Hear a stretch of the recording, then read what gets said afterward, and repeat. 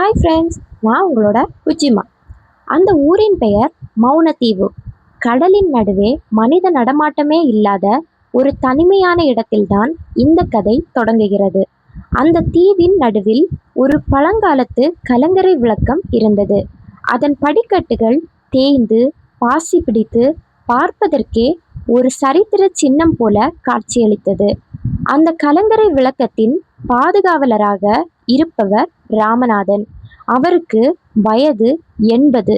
கடந்த 50 வருடங்களாக அவர் அந்த தீவை விட்டு வெளியேறியதே இல்லை. ராமநாதனின் ஒரே துணை கடல். கடல் அலைகளின் ஓசையும் அங்கு சுற்றும் சில கடற்பறவைகளும் மட்டும்தான். அவர் ஏன் அங்கேயே இருக்கிறார் என்பது யாருக்கும் தெரியாது. ஒரு நாள் இரவு வானம் பிளப்பது போல இடி முழங்கியது. கடல் அலைகள் 20 அடி உயரத்திற்கு எழும்பி தீவின் கரையை ஆக்ரோஷமாக மோதின. ராமநாதன் கலங்கரை விளக்கத்தின் உச்சியில் அமர்ந்து கடலை பார்த்து கொண்டிருந்தார். அப்போது தூரத்தில் ஒரு சிறிய படகு தத்தளிப்பதை கண்டார். அந்த படகு மெல்ல மெல்ல தரையை நோக்கி வந்து மோதியது. ராமநாதன் ஓடிப்போய் பார்த்தபோது அதில் ஒரு இளைஞர் மயங்கிய நிலையில் கிடந்தான்.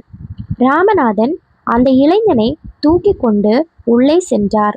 அவனுக்கு சூடான பானம் கொடுத்து ஒரு பழைய கம்பளியால் போர்த்தினார். அந்த இளைஞன் கண் விழித்தபோது ராமநாதன் அவனையே உற்று பார்த்து கொண்டிருந்தார். அந்த இளைஞனின் பெயர் சித்தா. ஐயா, நான் ஒரு ஆராய்ச்சியாளன். இந்த தீவில் ஏதோ ஒரு ரகசியம் இருப்பதாக கேள்விப்பட்டுதான் வந்தேன். என் பெயர் சித்தா. ராமநாதன் சிரித்தார். தம்பி, இந்த தீவில் ரகசியம் இல்லை, ஒரு மாபெரும் பொறுப்பு இருக்கிறது என்றார். ரகசியமான குரலில் சொன்னார். சித்தாவுக்கு ஆர்வம் கூடியது. என்ன பொறுப்பு ஐயா?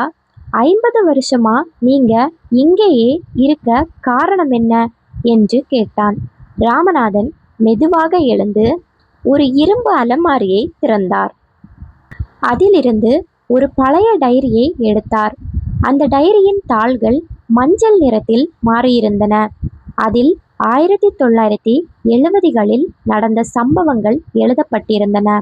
தம்பி, 50 வருஷத்துக்கு முன்னாடி ஒரு போர் நடந்தபோது ஒரு முக்கியமான ஆவணம் இந்த தீவில் மறைத்து வைக்கப்பட்டது என்று கதையை தொடங்கினார் ராமநாதன்.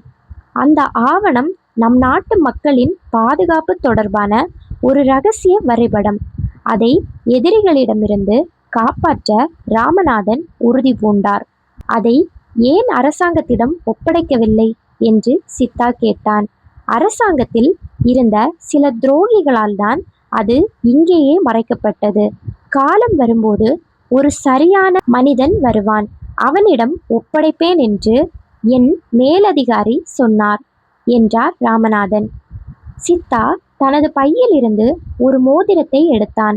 அதை பார்த்ததும் ராமநாதன் அதிர்ந்து போனான். அது ராமநாதனின் மேலதிகாரி அணிந்திருந்த அதே மோதிரம்.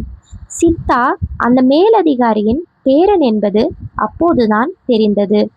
ராமநாதன் நிலவறைக்கு சென்றார். அங்கே ஒரு பெரிய இரும்பு பெட்டி இருந்தது. அதன் பூட்டு துருப்பிடித்து இருந்தது. அந்த பூட்டை உடைக்க அவர்கள் இருவரும் போராடினார்கள். சுத்தியால் தட்டும்போது வரும் அந்த உலோக சத்தம் அந்த தீவு முழுவதும் எதிரொலித்தது.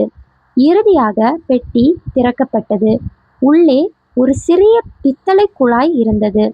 அதற்குள் அந்த வரைபடம் பத்திரமாக இருந்தது. வரைபடத்தை எடுத்ததும் சித்தா அதை பிரித்து பார்த்தான். அதில் ஏதோ ஒரு ரகசிய குறியீடு இருந்தது. ஐயா, இது வெறும் வரைபடம் இல்லை, இது ஒரு மரத்தின் சூத்திரம். அழிந்து வரும் ஒரு நோய்க்கு இதுதான் மருந்து என்று கூவினான் சித்தா. அப்போது தீவின் வெளியே சில காலடி சத்தங்கள் கேட்டன. துரோகிகளின் சந்ததிகள் அந்த ரகசியத்தை தேடி தீவுக்கு வந்துவிட்டனர். ராமநாதன் சுதாரித்து கொண்டான். சித்தா, நீ இதை கொண்டு போ, நான் இவர்களை பார்த்து கொள்கிறேன் என்றார் உறுதியாக. சித்தா மறுத்தான். ஐயா, உங்களை விட்டுவிட்டு நான் போக மாட்டேன். நாம் இருவரும் சேர்ந்தே போராடுவோம். இருட்டில் எதிரிகள் சுற்றிலும் சூழ்ந்து கொண்டனர். கையில் துப்பாக்கிகளுடன் அவர்கள் கலங்கரை விளக்கத்தை நோக்கி முன்னேறினர். ராமநாதன் அங்கிருந்த ஒரு ரகசிய சுவிட்சை அழுத்தினான். திடீரென்று கலங்கரை விளக்கத்தின் வெளிச்சம் பல மடங்கு பிரகாசமாக மாறியது. அந்த வெளிச்சம் எதிரிகளின் கண்களை மறைத்தது.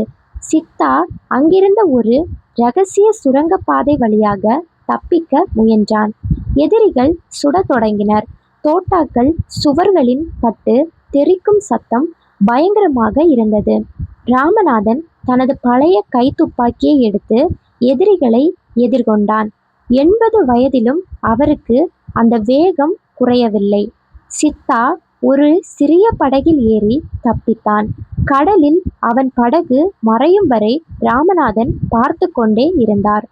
இப்போது என் கடமை முடிந்தது என்று ராமநாதன் தனக்குள்ளேயே சொல்லிக்கொண்டார். துரோகிகள் உள்ளே நுழைந்தபோது அங்கே அந்த ஆவணம் இல்லை. ராமநாதன் மட்டும் அமைதியாக அமர்ந்திருந்தார். மறுநாள் காலையில் கடற்கரையில் இந்திய கடற்படை வந்து இறங்கியது. சித்தா சரியான நேரத்தில் தகவலை சேர்த்து விட்டார். அந்த பகுதி துரோகிகளிடமிருந்து மீட்கப்பட்டது. ராமநாதன் ஒரு மாபெரும் வீரராக கொண்டாடப்பட்டார். ஆனால் ராமநாதன் எதையும் எதிர்பார்க்கவில்லை. அவர் மீண்டும் தனது கலங்கரை விளக்கத்தின் உச்சியில் அமர்ந்து கடலை பார்த்தார். அந்த தீவு இப்போது மௌனமாக இல்லை. ஒரு மாபெரும் ரகசியத்தை காத்த திருப்தியில் கடல் அலைகள் இப்போது மென்மையாக ஒலித்தன. நாமும் இந்த உலகில் ராமநாதனைப் போல் வாழ வேண்டும். ஒரு ரகசியம் நம்மிடம் வருகிறது என்றால் அது நிச்சயமாக நமக்கு தகுதியான ரகசியமாக இருக்க வேண்டும். யாரிடமும் அந்த ரகசியத்தை பகிரக்கூடாது. எவ்வளவுதான் உண்மையாக ஒருவர் நம்மிடம் அந்த ரகசியத்தை கூறினாலும் நம்மால் அதை 5 நிமிடம் 10 நிமிடத்திற்கு மேல் பாதுகாக்க இயலவில்லை. ஆனால் இவரை பாருங்கள். இவர் பல வருடங்களாக அந்த ரகசியத்தை பாதுகாத்து யாரிடம் அதை ஒப்படைக்க வேண்டுமோ அவரிடம் பத்திரமாக ஒப்படைத்தார். இவரை போல் நாமும் வாழ்க்கையில் வாழ வேண்டும். ஒரு ரகசியம் நம்மிடம் வருகிறது என்றால் அந்த ரகசியத்தை நம் மூச்சு உள்ளவரை பாதுகாக்க வேண்டும். இந்த கதையின் மூலம் நான் இதைத்தான் உங்களுக்கு கூற வருகிறேன். இந்த ஸ்டோரி உங்கள் எல்லாருக்கும் கண்டிப்பாக பிடிச்சிருக்கும் அப்படின்னு நான் நம்புகிறேன். அப்படி பிடிச்சிருந்துச்சு அப்படின்னா கண்டிப்பாக சேனலை சப்ஸ்கிரைப் பண்ணி வச்சுக்கோங்க. அண்ட் உங்கள் ஃப்ரெண்ட்ஸ், ஃபேமிலி, ரிலேட்டிவ்ஸ் எல்லாருக்குமே ஷேர் பண்ணி விடுங்க. அப்போதான் சேனல் இன்னும் பெருசாகும். அடுத்த இன்னொரு பகுதியில் பார்க்கலாம். பாய்.